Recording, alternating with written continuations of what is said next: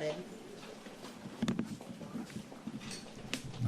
I'll give you a minute. Anybody need a minute set up? Yes, one second, one second. Take it Thank you so much.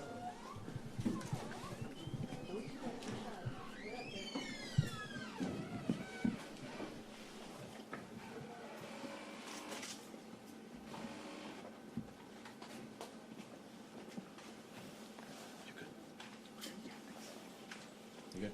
All good? Yep. All right, thank you. Thank you, first of all. I know it's a very, very busy time. Thank you all for coming here tonight and allowing us the opportunity to be able to brief the public a little bit about what's going on and what we've been doing, and ask, truly an ask for peace throughout our city.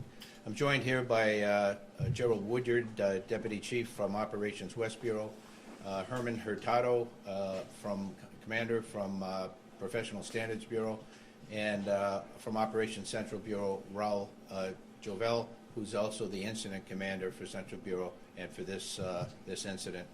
So I want to just take an opportunity to speak directly to the people of Los Angeles, clarify LAPD's roles and the events that have been playing out over these past couple of days. This includes our response to protests, our public safety responsibilities, and recent claims that you've seen made by some federal officials. Today I met with Governor Newsom, Mayor Bass, U.S. Attorney General of Central District of California, Bill Asalee, and ICE Acting Director Todd Lyons. Let me begin by reaffirming a core principle. The LAPD supports and protects the First Amendment right to free speech. In recent days, many protests across the city have been peaceful, and we thank the community for expressing their views and their frustration in a responsible manner. However, when peaceful demonstrations devolve into acts of vandalism or violence, especially violence directed at innocent people, law enforcement officers, and others, we must respond firmly. An act of violence, whether toward officers, demonstrators, or the public, will be met with swift and lawful action. Our goal is to maintain order without escalating conflict and to protect everybody's right to safety. Recent public statements have misrepresented LAPD's action from an incident the other night. Specifically, there was a claim that LAPD delayed responding to a federal officer's request for assistance by more than 2 hours. When we heard that, I think anybody who's a police officer couldn't believe it, and certainly anyone with LAPD couldn't imagine how that would happen. Well, it didn't happen, and I just want to go into that just a little bit. LAPD was not given advance notice that the federal operations would occur in that area. As a result, we were not pre-positioned to respond immediately to unrest related to those actions. Once the call for assistance came in, LAPD responded within 38 minutes.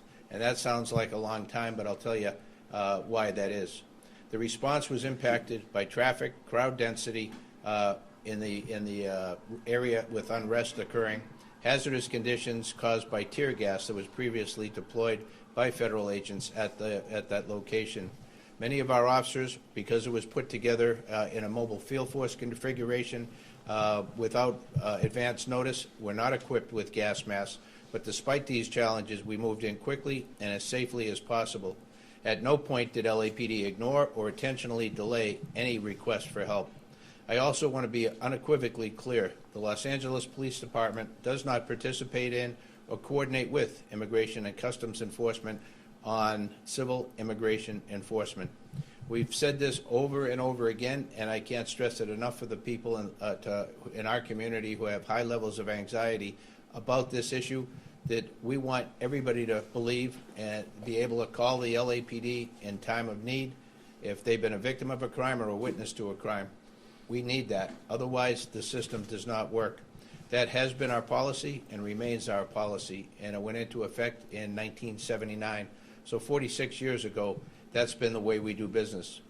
On the other hand, however, when a law enforcement agency, any agency, requests emergency assistance to protect lives, we are obligated to respond, and we do. Public safety is our duty, and we will answer every legitimate call for help from anyone. We recognize that immigration enforcement operations can cause a deep fear and anxiety, particularly in immigrant communities. That's why we're committed to transparency, accountability, and treating every Angelino with respect, regardless of their immigration status. Our job is not to divide communities or to politicize law enforcement. Our job is simply to keep everyone safe. I want to express my sincere appreciation to all of our officers and partner agencies for their dedication and professionalism during these very challenging times. Their commitment to upholding the law, even in the face of hostility, is a reflection of the values that we stand for. We're working together to keep everyone safe, our officers and the public alike, and this remains our top priority. We'll continue to support peaceful protests and enforce the law when criminal acts occur. The LAPD remains focused on its core mission to protect lives, safeguard constitutional rights, and serve every neighborhood in Los Angeles with integrity. Let me open it up now for any questions you might have or any points that we can clarify. Chief, the governor made a very strong statement that he didn't believe the Trump administration needed to activate those National Guard troops and take control of those National Guard troops and send them to the area because he felt we had adequate safety protections officers here. How do you feel about that? Yeah, if I don't know what basis they used to make that decision, but if that was based on our what I delineated here about the perceived lack of response to a help call by an outside agency, that did not happen. We did respond with mobile field force configuration, and just to explain that, a mobile field force is a configuration of people or officers within the organization that we bring in from around the city. We declare a tactical alert so we can break them away from their primary duties of answering radio calls to be able to come in, form up. They're trained in this tactic into a configuration of 4 squads or a platoon that are led by a mobile field force leader. They then go 4 deep in the car and they drive into the impacted area, and that way they can safely go in a large group of officers and able to handle whatever they come across. If we were to send in a single unit or a couple of units into a riotous scene, certainly they'd be surrounded and the outcome would probably not be good. And so this is a configuration that has worked for us, developed here, worked for us for many years, but it doesn't happen instantaneously. So we have to call in units, we have to meet at a certain location, they get the information they need to operate in the environment, and then they go and they take care of business. And so that takes a little bit of time. For us to be able to get in there in about 35 minutes is pretty much textbook. So while we'd love to be able to say we can get there in seconds or minutes, in the reality of a situation of civil unrest, we got to do it right, we got to do it safely for everybody involved. Hold on. Go one at a time, please, and let's identify name and outlet. Victor with Univision. Chief, we have seen 2 kinds of groups, at least from Friday, Saturday, and today that have been working. The community that is enraged and they're not happy with the actions of ICE, and then the community that loots and attacks and destroys our city. What would be your direct message to both groups? Yeah, to the people who are not happy with the fact that ICE is in the community doing what ICE does, I respect ICE for being a fellow law enforcement agency. They have their mission. They have their what they have to do. We don't engage in that activity, but again, we can't preclude them from doing that. They have every right to do that. I ask people in the community to trust the LAPD, that we're not there for that purpose, and that if they have something they need us to be able to address, we're there for them. As far as the big picture of what can I recommend they do or not do, that's something, it's a federal issue, and the federal authorities have the right to be able to do what they're doing. As far as people worried about the violence that we're seeing, this violence that I've seen is disgusting. It's escalated now since the beginning of this incident. What we saw the first night was bad. What we've seen subsequent to that is getting increasingly worse and more violent. Tonight we had individuals out there shooting commercial-grade fireworks at our officers. That can kill you. And we have adapted our tactics to be able to have a chance to be able to take these people into custody and to be able to hold them accountable. We are overwhelmed as far as the number of people out there engaged in this type of activity and the type of things that they're doing. they'll take backpacks, and the backpack will have a cinder block in it. They have a hammer, and they'll break up the cinder block and use that, pass it around to throw at officers, to throw at cars, and throw at other people. We've seen people with hammers, and you've broadcasted, breaking the bollards behind the federal building and taking the rocks, if you will, or pieces of concrete, and throwing them at officers. We've had liquid of who knows what description thrown at officers. There's no limit to what they're doing to our officers. And again, as I mentioned in my statement, I can't thank our folks enough and our partner agency police officials for going out there and taking care of the community and trying to be able to put themselves between the threat and the overall community. And they do this night in and night out. And in these past couple of nights, we've seen it at a level that I think disgusts every good person. Thank you. Thank you, sir. Carmen, NBC. Thank you. Carmen Dickerson, NBC4. Thank you so much, Chief. You just described some pretty violent and chaotic situations. What is your position on the National Guard being deployed? Do we need them here? Well, you know, it's an interesting question, because I would have said that, you know, we could handle this. I believe that we would have gone through a number of steps before we'd have deployed the National Guard or requested deployment of the National Guard. We would normally go to 50% deployment to handle radio calls and do the business of policing, and everybody else would be focused on the initial problem. Beyond that, then we would request through the sheriff mutual aid, and that would bring in members of the 44 other police departments in LA County, as well as the sheriff's office. And so that didn't occur in this case because it wasn't done through the sheriff or through the up through the normal chain. It was done from the top down, from the president directing that happen, and then the National Guard was federalized. So they're working for the U.S. Army, not for the California State National Guard. Do we need them? Do we need them? Well, looking at tonight, you know, this thing has gotten out of control. I think before I could answer that, I'd have to know more about what their capabilities are, what their role is intended to be able to make that determination. But we have great cops in Southern California here that work together all the time. So we have tremendous capability here. To say that we would go to that right away, I'd say we wouldn't have been there yet. Looking at the violence tonight, I think we got to make a reassessment. Laurel. How has your department interacted with the National Guard, if at all, since they've been here?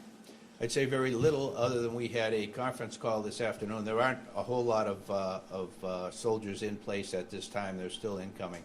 But the people who are here, they're tremendous Americans here trying to do, they provide their service, doing the task that they're charged with.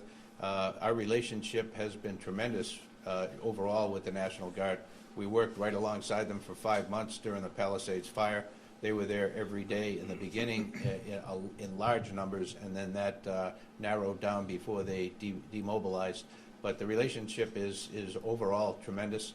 We're very, very good partners with them, and I hope they feel the same about us. And when you look at the demonstrators, who are people from the community who are upset about the immigration rates, families being broken up, deportations happening, do you feel any sense of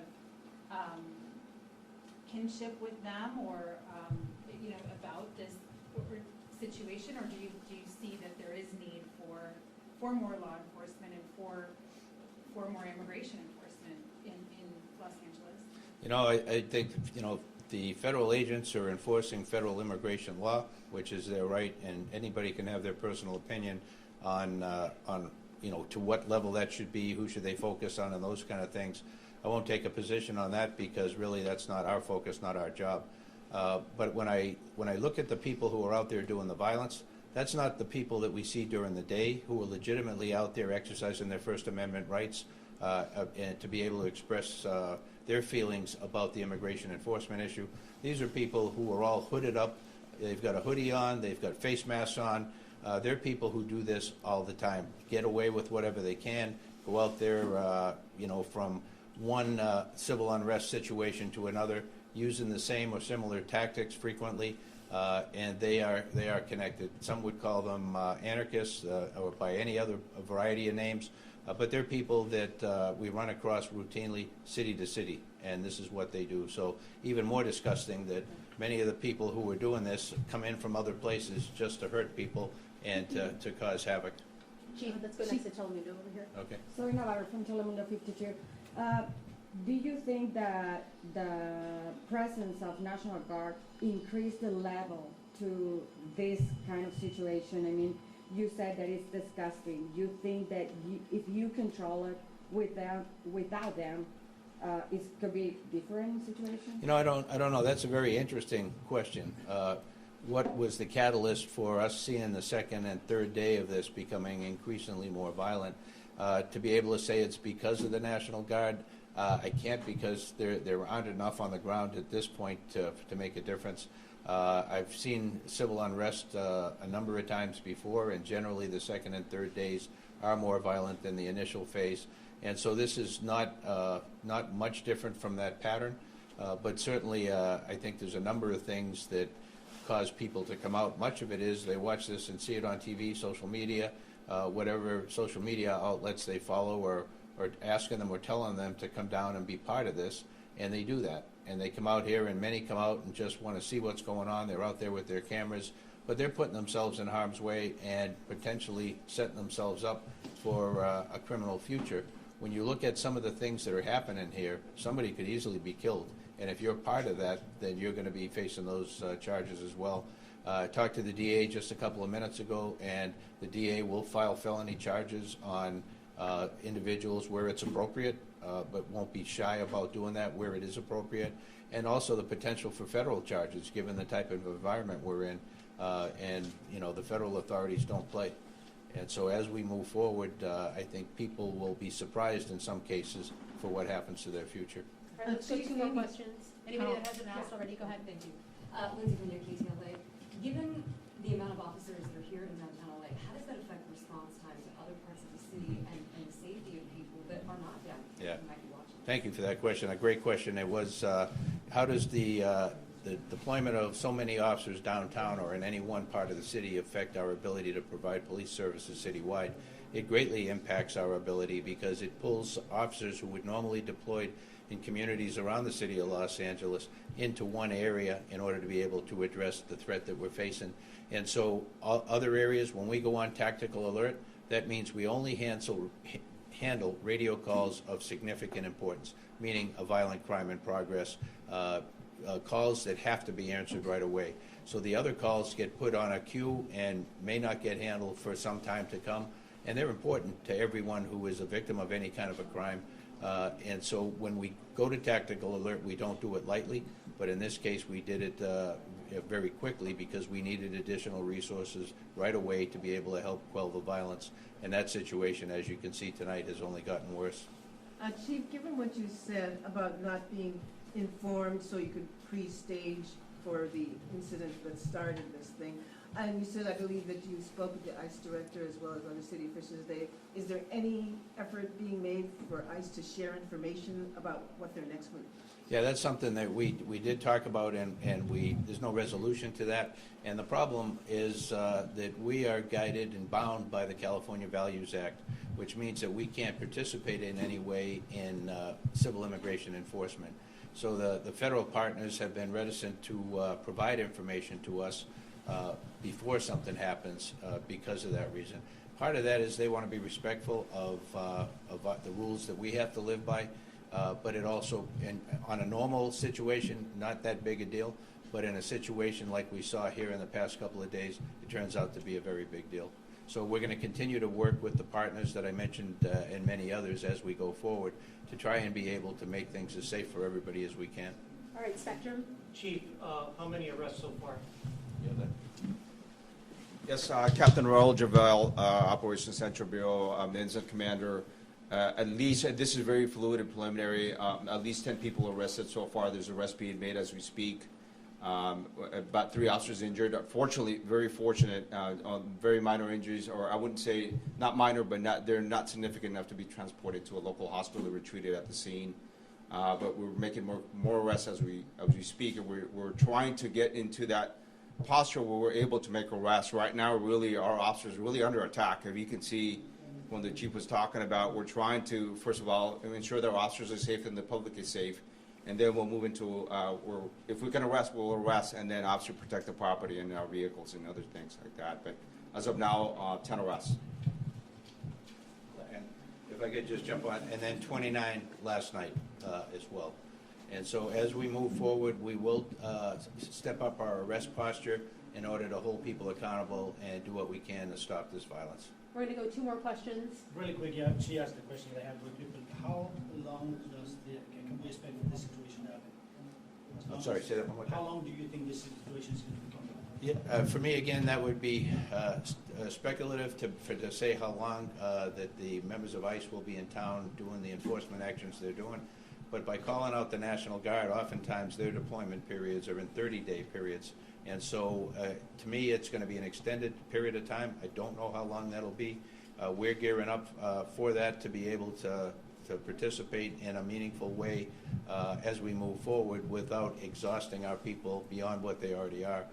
We're a department that went through 5 months plus of the fires and dealing with the fallout from the fires. And as you can imagine, with a very limited sized department to begin with, that's a big stress on our deployment, but more so on our people and their families. So as we move forward, we'll do everything we can to focus on employee wellness and to be able to offer whatever services we can to address the needs of our folks. We'll go one more back there because he hasn't asked yet, and so Karma, go ahead, and then one more, and then we're gonna call it. So Chief, just 2 questions. One, is there a chance of instituting a curfew? And 2, will you be going back and re-looking at any of these incidents that maybe there wasn't an opportunity to make an arrest at a time, but going back and trying to investigate who was responsible and potentially arresting after that? No, thank you for the question. I spoke with the sheriff today, and we discussed the possibility of implementing a curfew. We don't rush into doing that, but if we need to do that, I'll go back with the sheriff and we'll look at the options as far as that goes. And as far as give me the second part of the question again. For some of these incidents we watch unfold, a lot of people watch things just unfold in real time, thinking, are any of these people going to be held accountable for this, for the cars on fire and things like that? Is there a chance of going back? And Absolutely. When you look at the numbers of arrests we've made, pale in comparison to what will be made. There are video accounts of what happened everywhere on social media, on individuals, cameras, iPhones. We will go after that very aggressively. Go after the all available video, analyze that video, and hold whoever we can accountable for the variety of different types of crimes that have been committed. And that's something we'll do with a number of different partners with levels of expertise that may be beyond what we have. No, thank you for that. Matt Armstead from the LA Times. Can you tell me on what charges people were arrested yesterday and today? Do you have the specifics? So yesterday, the 29 folks were for failure to disperse. They were all arrested today. So today, and so far, this is very preliminary because there's so much stuff going on. The stuff that we know is one person was arrested for throwing a Molotov cocktail at an officer, a significant incident, and then another individual for ramming a motorcycle into one of our line where the officers were and injured one of the officers. Everything else is still very fluid, and I won't have that for a while. Was anyone arrested on the freeway or related to the freeway? So CHP has made at least 17 arrests that I'm aware of in the freeway. Can you tell us? All right, thank you, everyone. Commander Hurtado will stick around to do comments in Spanish for anybody who's interested. Can we get the spellings of the captain? Sure, everybody could come up and spell your names, please. Captain Raul Jovel, R-A-U-L, J-O-V-E-L. Thank you. You need anybody else? I know your You good? Okay. Thank you all. Be safe out there, please. All of you too. You're in an environment that is as well just as dangerous, and we appreciate what you do. Thank you. Thank you, Chief. Thank you.